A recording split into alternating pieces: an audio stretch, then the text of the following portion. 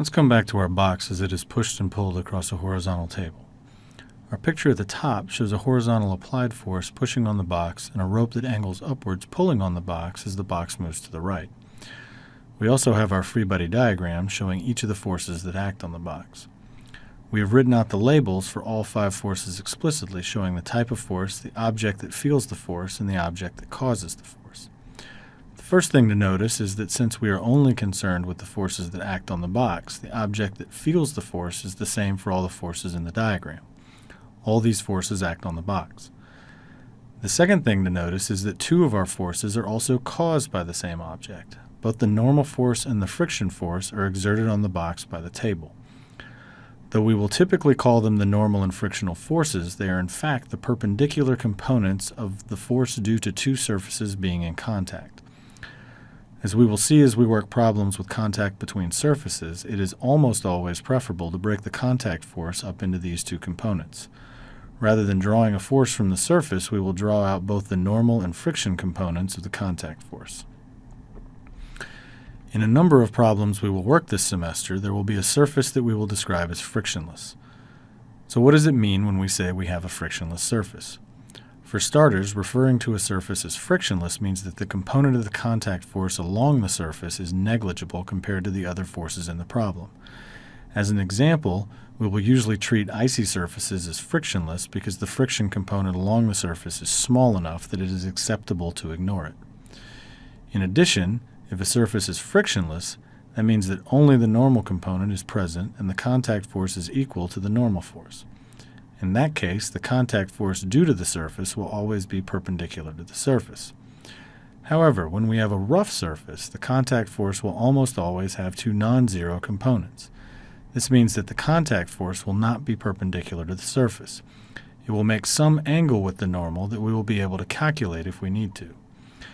The important thing to understand is that when we have contact between 2 surfaces, there is always a normal component. There may also be a friction component if the surface is rough and friction is required. I don't need friction if the box is simply sitting on the table without anything else pushing or pulling on it.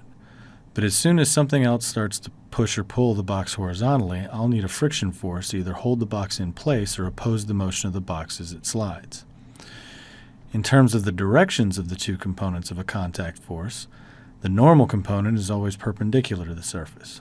Friction, on the other hand, is always along the surface in the direction that opposes the relative motion between the 2 surfaces.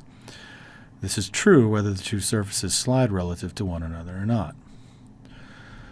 Whether the 2 surfaces do slide relative to one another tells us what kind of friction force we have. If there is relative motion between the surfaces, we need kinetic friction. If the surfaces do not move relative to each other, we need static friction. If I let the box just rest on the table, I don't need friction at all. Without an applied force, there is no friction, and the contact force that the table exerts on the box is equal to its normal component. But what happens when I start to push on the box? When I just start pushing on the box, the applied force is still relatively small. The box remains stationary. But to hold the box in place, I need a force of static friction. The harder I push, the greater the force of static friction needs to be to keep the box from moving. The larger the friction component becomes, the greater the angle that the contact force exerted on the box by the table makes with the normal. At some point, the applied force is increased to the point where the force of static friction is as large as it can get. If I push any harder, the box will begin to move. This is the minimum force required for the box to move. It can also be referred to as the maximum force I can apply for the box to remain stationary. Either way, it corresponds to the maximum force of static friction that the table can exert on the box to hold it still. The angle between the contact force and the normal is as large as it can get. As I continue to push harder, the box begins to move. It is no longer static friction acting on the box, but the force of kinetic friction as it slides. Unlike static friction that increased from 0 all the way up to its maximum value as I pushed harder, kinetic friction doesn't increase as the applied force increases. As long as the applied force remains horizontal, meaning parallel to the surface, the force of kinetic friction has a constant value. So if we look at our plot, we see 2 regions. The region where the component of the contact force parallel to the surface is static friction, and the region where the component of the contact force parallel to the surface is kinetic friction. Notice that, as a general rule, it takes a slightly larger force to overcome the maximum value of static friction and get something moving than it does to keep it moving. If we think about the acceleration of the box as we increase the applied force, we see that the acceleration is 0 until the box begins to move. Once it starts moving, continuing to push harder results in a greater acceleration for the box.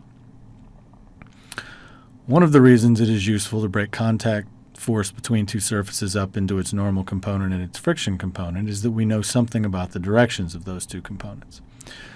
But the other reason it is useful to think about the normal and friction components is that we also know how to relate the magnitudes of the normal force and the friction force.